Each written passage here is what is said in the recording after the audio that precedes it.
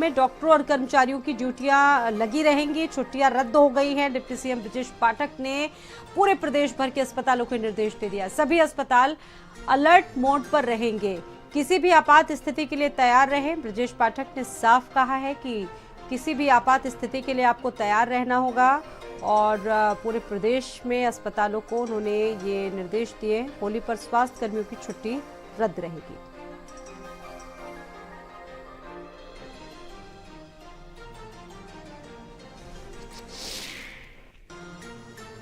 तरह से पूरे प्रदेश के सभी चिकित्सा अधिकारियों को निर्देश दिए गए हैं, जिलाधिकारियों को निर्देश दिए गए हैं कि अमन चैन के साथ साथ सभी अस्पतालों को अलर्ट मोड पर रखें, कोई भी स्थिति से निपटने तैयार रहें। छुट्टियां निरस्त कर दी गई हैं, अस्पतालों में सारी व्यवस्थाएं सुनिश्चित रहेंगी। तो होली पर स्वास्थ्य कर्मियों की छुट्टी रद्द हो चुकी है। बड़ी अपडेट निकलकर सामने आए। ब्रजेश पाठक ने स्वास्थ्य कर्मियों की जो छुट्टियां हैं वो रद्द कर दी है। सरकारी अस्पतालों में होली पर स्वास्थ्य कर्मियों की छुट्टियां रद्द हो गई है और ऐसे में डिप्टी सीएम ब्रजेश पाठक ने साफ निर्देशित किया है कि सभी अस्पताल अलर्ट मोड पर रहेंगे, मरीजों का ध्यान रखेंगे और किसी भी आपात स्थिति के लिए आपको हर हाल में तैयार रहना होगा। संदीप खेर हमारे साथ लाइव जुड़ गया इस खबर पर। संदीप, उप मुख्यमंत्री ब्रजेश पाठक ने इसको लेकर साफ निर्देशित कर दिया है पूरे प्रदेश भर के अस्पतालों को कि आपको किसी भी आपात स्थिति से तैयार रहना होगा, हर एक स्थिति पर नजर बनानी होगी। छुट्टियां रद्द हो गई हैं। देखिए स्वाभाविक, देखिए स्वाति, मुझे लगता है कि एक बहुत ही बड़ी ये खबर है क्योंकि देखिए त्योहार में अक्सर ये देखा जाता है, खास तौर से देखिए होली के त्योहार में, कि कई बार रंग लगाने के कारण आंखों में दिक्कत हो जाती है या आपने देखा होगा कि कई बार रोड पर जो है वो हादसे हो जाते हैं।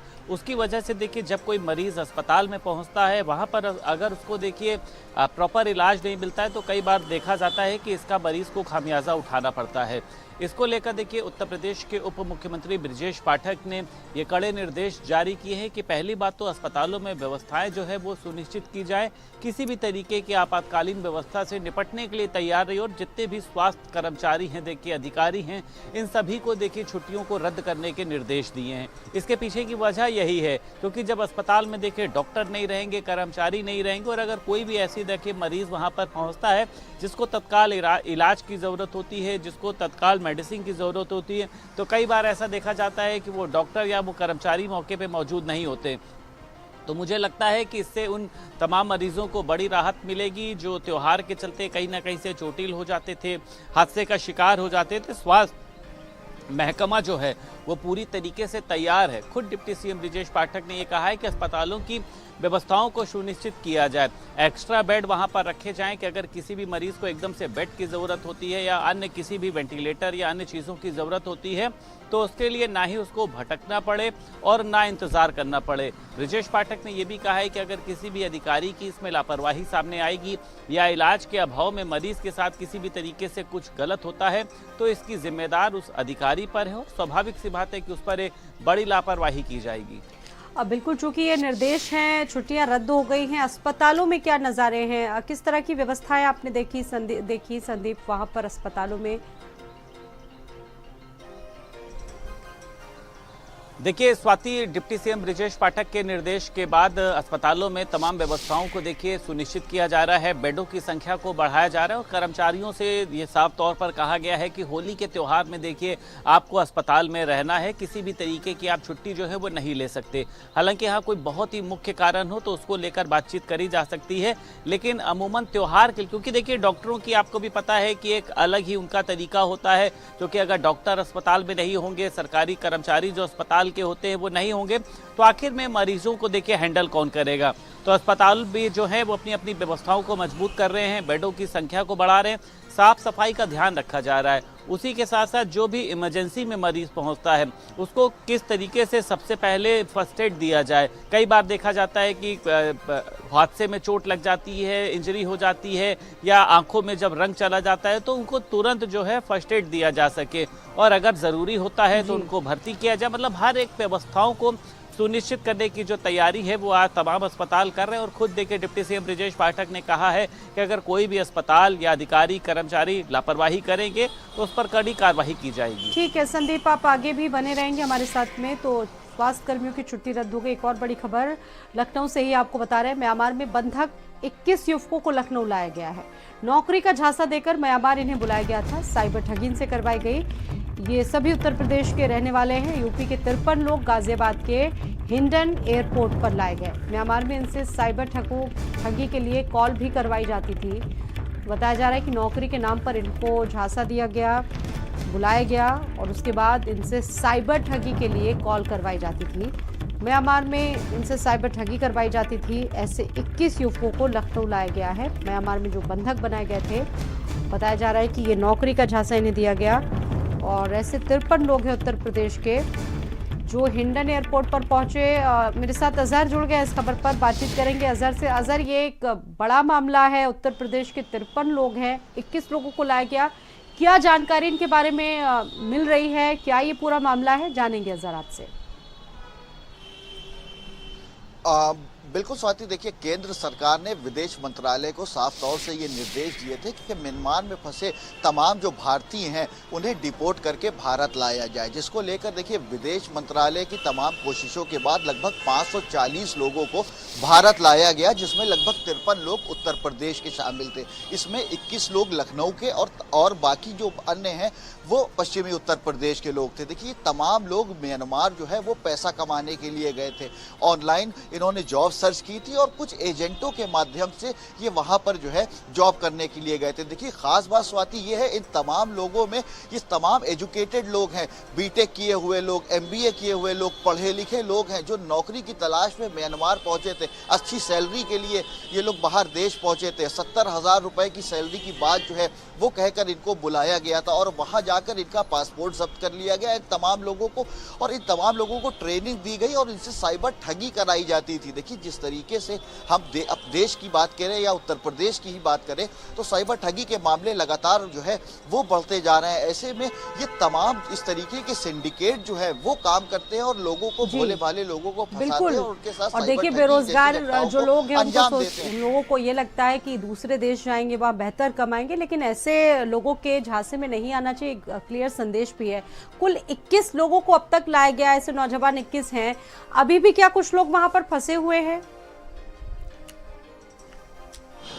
बिल्कुल स्वाति, देखिए अभी तक जो जानकारी मिल रही है इसमें लगभग 540 लोग जो हैं वो भारत पहुंच चुके हैं और इसमें से देखिए 21 लोग जो हैं वो लखनऊ के हैं। देखिए कल जब ये गाजियाबाद के हिंडन एयरपोर्ट से लखनऊ के चारबाग पहुंचे तो साइबर क्राइम की टीम और इसी के साथ साथ देखिए जो स्थानीय पुलिस थी, LIU की जो तमाम जो खुफिया एजेंसियाँ थी वो इनसे पूछताछ करने पहुंची और जिनमें कई चौंकाने वाले खुलासे जो है वो सामने आए। देखिए इन तमाम लोगों को जिस तरीके से बंधक बनाया गया, इनको इंसेंटिव्स भी दिया जाता था। 70,000 रुपए सैलरी कहकर बुलाया गया, हालांकि उतनी सैलरी नहीं दी जाती थी, कम सैलरी दी जाती थी और इनको ट्रेनिंग देने के बाद इनसे साइबर ठगी कराई जाती थी, इनसे डिजिटल अरेस्ट कराया जाता था और जो जितनी बड़ी ठगी करता था उसको उतना ज्यादा इंसेंटिव दिया जाता था। देखिए बहुत बड़ी बात है, अब तमाम जो खुफिया एजेंसियां हैं वो इनसे पूछताछ कर रही है और उत्तर प्रदेश के जो तमाम जो लोग हैं। एक और बड़ी खबर आपको बता दें इस बीच लखनऊ से, दिन में 2 घंटे बढ़ेगी विमान संचालन की मियाद। अमौसी एयरपोर्ट को लेकर मुख्यमंत्री योगी का निर्देश है, सिविल एविएशन को निर्देश दिया है, जल्द होगा फैसला। अब बता दें आपको कि अभी सुबह 10 बजे से शाम 6 बजे तक संचालन बंद है और यह व्यवस्था 31 जुलाई तक लागू रहेगी। यात्रियों की परेशानियों के चलते मुख्यमंत्री ने निर्देश दिए हैं, दिन में एयरपोर्ट बंद रखने की मियाद घटाने के निर्देश हैं। अजहर हमारे साथ जुड़े हुए हैं। अजहर, क्या जानकारी है इस वक्त? बिल्कुल स्वाति, देखिए लखनऊ टर्मिनल 3 की बात की जाए तो यहाँ पर रनवे के मरम्मत का काम चल रहा है। तो ऐसे में जो सिविल एविएशन थे, जो एयरपोर्ट प्रशासन थे, उन्होंने ये निर्देश दिए थे कि 1 मार्च से 31 जुलाई तक के जो रनवे हैं वो बंद किया जाएगा। तो दिन में जो फ्लाइटों का संचालन है उस पर रोक लगा दी जाएगी। सुबह 10 बजे से शाम 6 बजे तक के फ्लाइटों का संचालन जो है वो नहीं होगा, यानी कि सुबह 10 बजे से पहले और शाम को 6 बजे के बाद फ्लाइट का संचालन जारी रहेगा। देखिए ऐसे में मुख्यमंत्री योगी आदित्य भारत समाचार के कॉन्क्लेव में सीएम योगी आदित्यनाथ बोले कि एक समय माफिया प्रयागराज को रौंद रहा था, आज महाकुंभ से प्रयागराज का कायाकल्प हुआ। पौराणिक नगरी आज नए कलेवर में दिख रही है। आस्था को आर्थिकी से जोड़ने का अभियान आगे बढ़ा। सीएम ने सफाई कर्मचारियों पर फूलों की वर्षा की। सीएम ने सफाई कर्मियों को सम्मानित किया। महाकुंभ में सेवा देने वाले सफाई कर्मचारी सम्मानित हुए। एक समय ऐसा भी हो गया था जब माफिया राज से पूरी तरह जकड़ी जा चुकी थी। दुर्दांत माफिया पूरे प्रयागराज को रौंद रहे थे, लेकिन आज उसकी कायाकल्प महाकुंभ के कारण हो गई। चौड़ी सड़कें, सुंदर सड़कें, 14 से अधिक फ्लाईओवर नए बने हैं, अंडरपास 9 बने हैं, 200 से अधिक सड़कों का चौड़ीकरण हुआ है, 9 कॉरिडोर बने हैं। यह हमारा सौभाग्य है कि महर्षि भारद्वाज की प्रति कृतज्ञता ज्ञापित करने के लिए उनके प्राचीन आश्रम के पुनरुद्धार का कार्यक्रम करके नया कॉरिडोर वहां बनाने का सौभाग्य हमें प्राप्त हुआ। और अगली खबर है गाजीपुर से। मंत्री ओम प्रकाश राजभर का एक बड़ा बयान आ गया है। बिहार में पार्टी विधानसभा चुनाव लड़ने जा रही है, बताया उन्होंने, और कहा कि अगर एनडीए से बातचीत नहीं बनी तो अकेले चुनाव लड़ूंगा। 29 सीटों पर सुबह सभा चुनाव लड़ सकती है और हमने तैयारियां भी पूरी कर ली है। ये वाक्य थे ओम प्रकाश राजभर के। लोकसभा में 1 सीट मांगते रहे, आप लोग दिए नहीं। फिर नेतृत्व के सामने बात रखी गई कि भाई अगर सीट नहीं दे रहे हैं तो 3-4 नेताओं को हमारे एडजस्ट कर दीजिए निगम के अध्यक्ष और उपाध्यक्ष बना करके, उसको भी आप लोगों ने नहीं किया। तो फिर बताइए गठबंधन किस बात का रह गया है बिहार में। तो फिर वो खबर दिल्ली गई तो हमारे विनोद तावड़े जी का फोन आया। उन्होंने जब बताया तो हमने बताया कि लोकसभा में ये बातें हुई थी, उसके बाद कुछ हुआ नहीं। तो फिर गठबंधन किस बात का। फिर नड्डा जी के यहाँ बात गई, फिर अमित शाह जी के यहाँ बात गई, तो फिर फोन आते रहे, बातचीत होती रही। तो हमने कहा कि भाई हम तो वहाँ तैयारी किए हैं, अब हमारी बेइज्जती हो रही है, हम खाली बार बार समर्थन करेंगे तो अच्छा नहीं है। तो उन्होंने कहा कि नहीं, इस बार होगा तो निश्चित निगम में हम आपके लोगों को एडजस्ट करेंगे। तो दुर्भाग्य से अभी तक हुआ नहीं है, उम्मीद जगाए हुए हैं। और रही आगामी चुनाव की विधानसभा के, तो निश्चित है कि चुनाव तो पार्टी लड़ेगी, चाहे एनडीए गठबंधन में रह के लड़े, सीट देंगे तो लड़ेंगे, या नहीं तो अकेले भी लड़ सकते हैं। पाकिस्तान में ट्रेन हाईजैक हुई है। बीएलए ने धमकी दी है। बलूच लिबरेशन आर्मी ने 48 घंटों का अल्टीमेटम दे दिया। बलूच राजनीतिक कैदियों को रिहा करने की मांग कर रहा है। जबरन भी कुछ लोगों को गायब किया गया। रिहाई की मांग पर अड़ा हुआ है बलूच। पाक सरकार और सेना के खिलाफ भी एक बड़ा मोर्चा खोल दिया गया। एक बड़ा ऑपरेशन वहां पर चल रहा है। वहीं बंधकों को छुड़ाने के लिए कार्रवाई चलती रही। बलूच लिबरेशन आर्मी भी लगातार फायरिंग करती रही।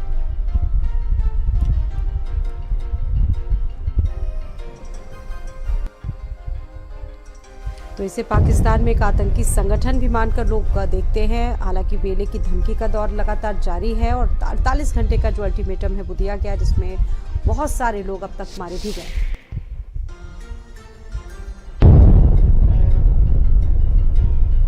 कहा जा सकता है कि अफरा तफरी का काफी माहौल देखने को मिल रहा है, क्योंकि कुछ लोग अभी भी फंसे हुए हैं। रेलगाड़ी तक हाईजैक कर ली गई है।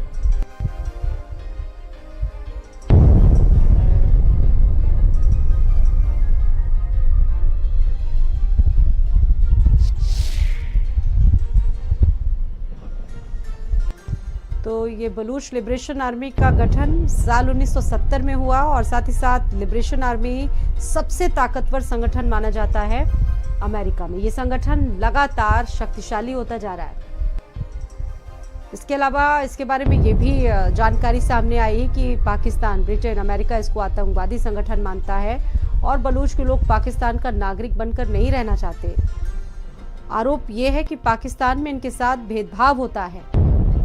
अलग देश की मांग को लेकर ये हमेशा से हमलावर रहा है। लिबरेशन आर्मी पाकिस्तान का खैबर पख्तूनवा बलूचिस्तान सबसे ज्यादा आतंक प्रभावित इलाका माना जाता है और एक अलग देश की मांग करते हुए इन्होंने ये तमाम चीजें की हैं। और जिस जगह हमला हुआ है वो पहाड़ी इलाका है। यहाँ पर बताई जाती है कि 17 सुरंगें हैं, जिसकी वजह से ट्रेन को भी काफी धीमा चलाया जाता है, काफी स्पीड धीमी कर दी जाती है और शायद इसी वजह से इसका फायदा बीएलए ने उठाया और ट्रेन पर एकाएक हमला कर दिया। बताया जा रहा है कि माशकाफ में टनल नंबर 8 में भी एक धमाका हुआ, जिससे जाफर एक्सप्रेस भी डिरेल हो गई। इसके बाद तत्काल बीएलए ने जमकर फायरिंग कर दी और अभी भी कहा जा सकता है कि लोगों में काफी डर है इन घटनाओं को देखने के बाद। ट्रेन का सुना था कि ट्रेन को जो है ना गोलान में कोई शरपसंदों ने जो है ना ट्रेन को पकड़ लिया है और उस जो मुसाफिर हैं ट्रेन को यरमाल बनाया हुआ है। उसमें हम इसलिए आए थे, हमें मालूमात हुई तो हम स्टेशन आए पूछने के लिए कि हमारे जो है अजीज अकारिब जो है ना वो भी जा रहे थे। तो अब हम कोई राब्ता नहीं हो रहा, हम उनसे जो उनके साथ ताकि हम उनसे पूछें कैसे क्या, कोई राब्ता नहीं हो रहा। 2 लोग थे सर, एक लेडीज है, एक छोटा बच्चा है सर, एक जो एक कजन है मेरा सर। ये लोग आए थे सर अपनी बहन को लेने सर, कोयटा से लेके जा रहे थे मुल्तान ईद के लिए। तो ये रास्ते में ये एक्सीडेंट हो गया सर। ये अभी पता नहीं है, वो मुझे खुद बता नहीं रहे कि ये क्या हाल है, किस तरह है, वो बताए हमारा कोई राब्ता नहीं सर। मैं अपने वालिद साहब को छोड़ने के लिए आए, ये सब खड़े हुए अपने प्यारों के लिए खड़े हुए हैं। ये मैं अकेला नहीं खड़ा हूं, मैं अपने वालिद साहब को सुबह खुद 9:15 बजे छोड़ कर आया हूं। ठीक है, अभी तक उनकी कोई अपडेट नहीं मेरे वालिद साहब की। ठीक है, पूरे 12 घंटे हो गए। मेरे वालिद साहब डायबिटीज पेशेंट है, मरीज है। कई ऐसे दोस्त हैं जिनके बुजुर्ग हैं, छोटे छोटे बच्चे हैं, मासूम हैं। तो सरफराज भुट्टी साहब काइंडली सर, मैं रिक्वेस्ट आपसे करूंगा कि ये अवाम आपके मुंतजर है कि आप जो भी ऑपरेशन कर रहे हैं आप अवाम के लिए अच्छा करें, आगाह करें उनको। वहाँ से आपको कैसे, मतलब वहाँ से यहाँ तक कैसे आप आए, किस तरह आए वहाँ से?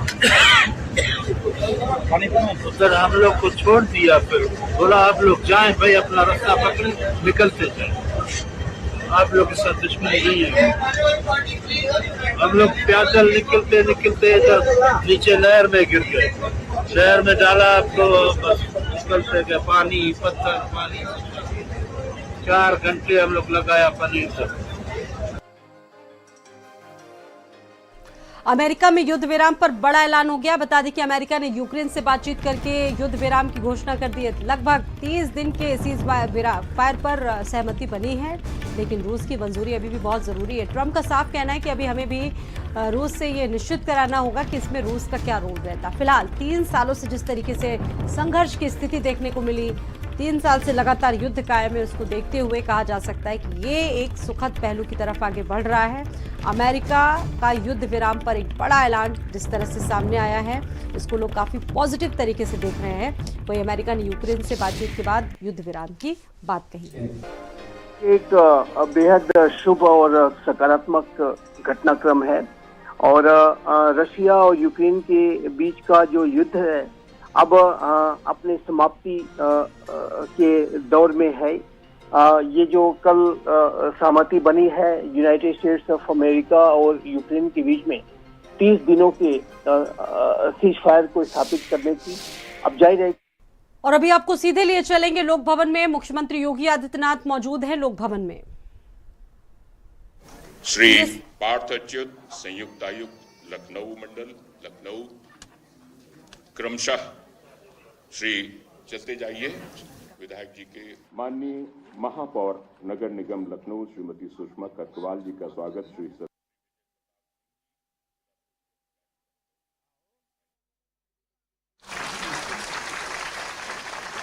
श्री विजय प्रताप सिंह जी, श्री कमल नयन सिंह जी जिला पूर्ति अधिकारी मुख्यालय, श्री नीलेश उत्पल जी क्षेत्रीय खाद्य अधिकारी मुख्यालय, करते रहिए, स्वागत करते रहिए। श्री रामेश्वर प्रसाद जी क्षेत्रीय खाद्य अधिकारी मुख्यालय, श्री संतोष कुमार सिंह जी क्षेत्रीय खाद्य अधिकारी मुख्यालय, श्री त्रिलोकीनाथ चौरसिया जी क्षेत्रीय खाद्य अधिकारी मुख्यालय।